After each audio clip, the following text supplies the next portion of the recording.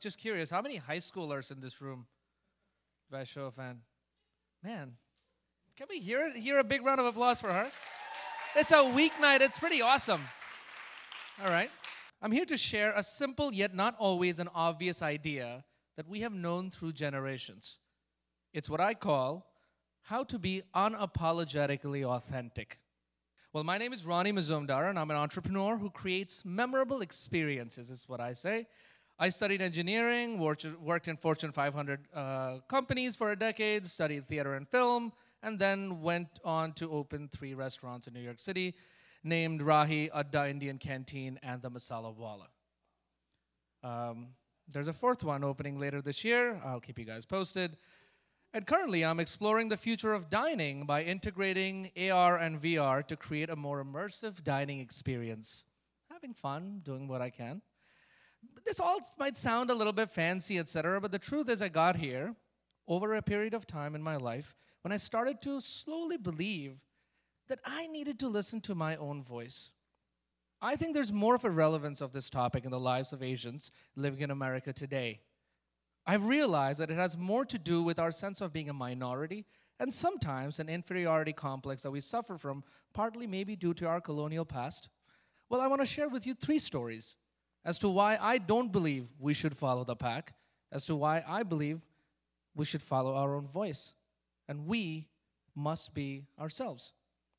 My first story is about believing that there's no such thing as a small or a big job, but only life experience. I say this because growing up, there was this firm belief that as I looked around, I respected those who had the biggest jobs, the biggest titles, the highest financial freedom, etc. But to me, that's what society teaches us to do. And even a year ago, I might have cringed at sharing the story that I was helping my father run a fruit cart in the financial district in the late 90s.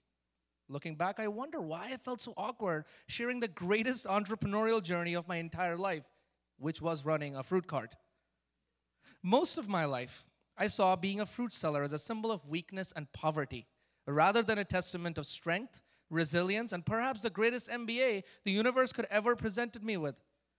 Maybe because I felt coming to America, I ended up taking a step back rather than the middle-class lifestyle I had in India. I was 13 years old when my father, who was a lawyer in India, took on this job as a form of fast cash for the family.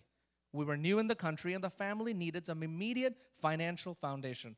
There was no money for him to go to school, or there was no insurance in place. Just cold, hard cash was needed to jumpstart the family. It was indeed fast money, but not easy money. The best part of it, that it had all the nuances of running a small business without the glamour of a brick-and-mortar shell. It required backbreaking effort for what we considered at the time a decent return. It required focusing on products, customer service, vendor relations, and the whole gamut of knowledge to run a small business. And we thrived. We really did. I got to see the power of waking up at the crack of dawn, put in physical labor to push a cart from the garage to our spot, across one Battery Park Plaza, break down the boxes on the sidewalk, and earn the business of the neighborhood via sheer customer service while selling the exact same fruits that was being sold on every single city block. We knew it was a success when people would skip 3 or 4 fruit stands just to chat with my father in the morning and pick up a single banana. That's product differentiation, memorable experience, guest loyalty, all in one package. We were building trust with our patrons, and I got to slowly learn the DNA of running a business. But it was not until I reached my internship at General Electric that I felt worthy or any sense of success. Selling fruits was my dark secret past. As a teenager, maybe I was afraid that we can only amount to the job we perform, since that's all I've seen repeatedly in India and America. It's a myth that doing small jobs makes you less of a person than a prestigious internships. Take it from a person who has done both. Showing up to a desk job and hiding behind a title while having less than 40% productivity will be far more damaging to you than those who are making each moment count. Funny part was that just from running a fruit cart, we were even earning more than some of the people who suited up to buy fruits from us. But I still felt small because I was focused on the surface rather than the philosophy of running a business. Today, I'm an entrepreneur and a restaurateur due to that very experience. A ton of my peers ask me that without having any business background, where did I learn the basics? How did I start? It was my past job of being a fruit seller that gave me an option to start my journey a decade ago. My second story is about exploring the topic of how ethnic is too ethnic. I'm in a room full of Asians here, guys. I'm going to be very honest. We all do a lot of stuff, but somewhere deep down inside, we all know there are certain ethnic things we just don't do in front of our friends. It's just what it is. Well, here's a one. Each meal I have at home, I do not use cutlery. I eat with my hands. Unless I'm eating pasta, then I use chopsticks. Long story. Eating with your hand is the most beautiful experience since you connect with your food in a whole new organic way. Anything else is like having sex with all your clothes on. Just does not have the same feeling. Trust me. Take it from a guy who does it every day. And a quarter of the population is actually doing this.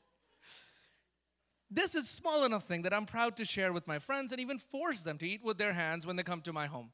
However, when it comes to business, it's a whole new sentiment that plays in your head, since unlike my friends, my patrons can choose to walk out or not come at all.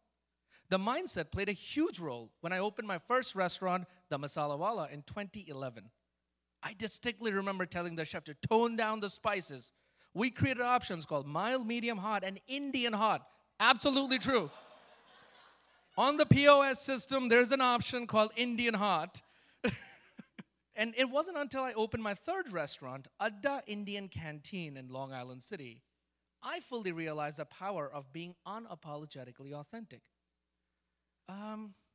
We opened this tiny shop in Long Island City that we wanted to call Adda. I woke up one morning and I was like, I should call it Adda. But then I was afraid that no one will show up and no one will know how to pronounce it. Is it Adda, Ada, Adda, what? Who?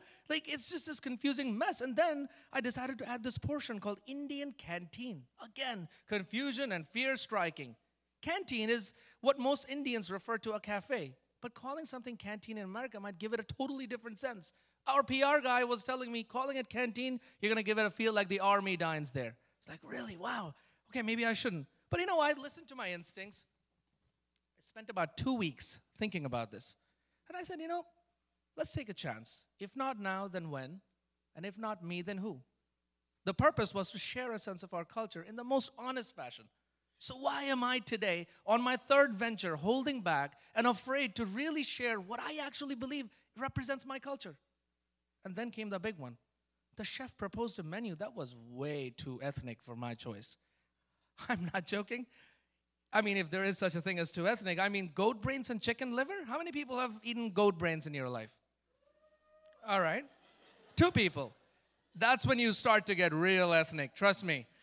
And then he proposed this idea that our dishes would actually lack any kind of innovation. It's actually going to focus on really where our heritage comes from. And it's going to be honest and true to its nth degree. What do I mean by this? I mean slit green chilies in your food, whole spices that you might have to bite into, no heavy cream, meat and fish on the bone like we grew up eating in India. Yeah, and the big one is there will be no spice leveling, no more mild, medium, hot, and Indian hot.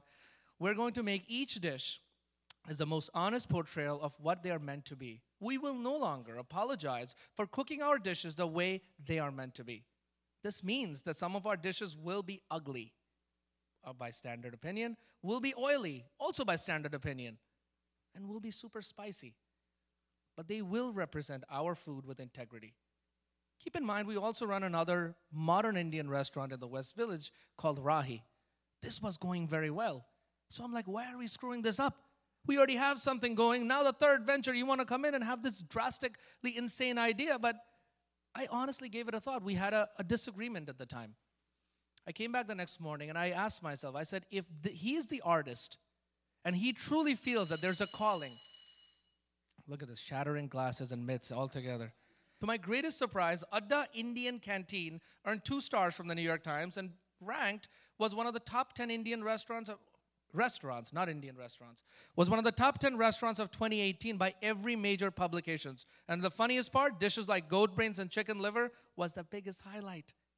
It started to earn national attention from getting a James Beard Foundation nomination as the best new restaurant in the country. Are you kidding me? People can't even pronounce the name.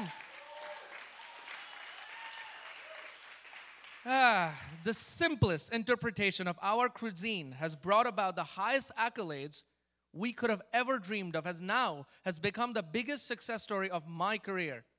And my final story is about trusting your instincts and having your own voice. Well, for starters, you don't have to follow someone else's path to be successful. I sincerely believe that all the answers of the universe lie within us, and all we have to do is listen carefully. I know it sounds like some hokey bullshit, but believe me, there are some guiding principles that I believe we're all born with that we cultivate over time. We just have to keep listening to ourselves to go for the things that we really want. You know it's your calling if you can't stop yourself from doing it. And I mean that for each and every single person in this room or on this planet. First, you must believe that you have your own voice. Then you must learn to trust it. Don't drown it with all the noise around it. I ended up going to Rensselaer Polytechnic Institute in Troy, New York, to study engineering. Even though it's one of the top engineering programs in the nation, I knew instantly it was a mistake, since the school had an incoming class of 3-to-1 guy-to-girl ratio. Disaster. Absolute disaster. I mean, for God's sake, man, like really, where was my college experience? I did find my wife there, so I shouldn't complain. I studied information technology since my goal was to achieve the highest paying jobs out of my school. Did exciting internships and ended up at my dream job in a Fortune 500 company. But when my friends started to get their MBAs, I had this gnawing little voice in me that was saying that I was severely lacking a foundation in arts in my life. Thus, I ended up going to Lee Strasberg to study film and acting. This endeavor took me to the Cannes Film Festival, made me one of the faces of the largest Indian network in America. While all this was going on, I recognized that my father, who was then working at the New York Police Department Traffic Division, thank God he didn't have a gun, was due for his retirement. I felt the urgency to do something that would not make him feel old, because sometimes, like many of our dads, end up feeling obsolete. I've grown up seeing him as a hero within the family, and all of a sudden, it killed me to actually think about that, wow, today or tomorrow, my father will actually not have a job to go to, and what was he going to do? He took this entire chance of coming to this country, and maybe I can look back and do something about it. So I was doing all of this, and I ended up opening the Masalawala in the Lower East Side in 2011. I was doing this while having a day job and studying film. I felt that an MBA is for people who are looking for a job. I wanted to create ideas that resulted in jobs for others. I wanted to break the shackles of a typical first-generation immigrant and actually have the ability to dream. At this point of my life, things became thoroughly convoluted from a conventional perspective.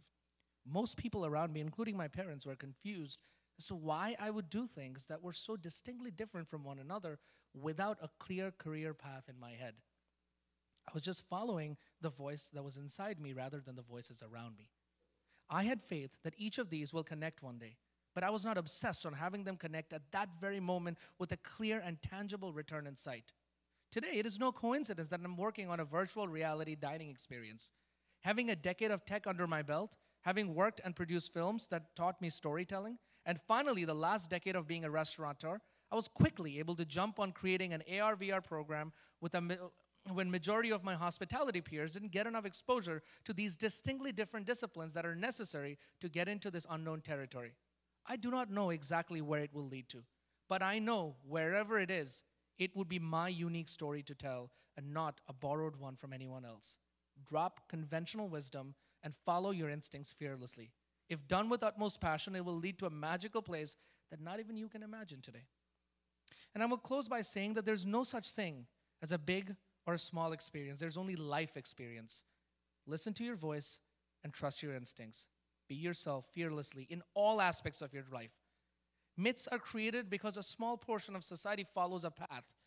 Being yourself will unshackle you from everyone, and being yourself will unshackle you and everyone around you, and it will help shatter many more myths to come. Be a legend, not a myth. Be unapologetically authentic. Thank you.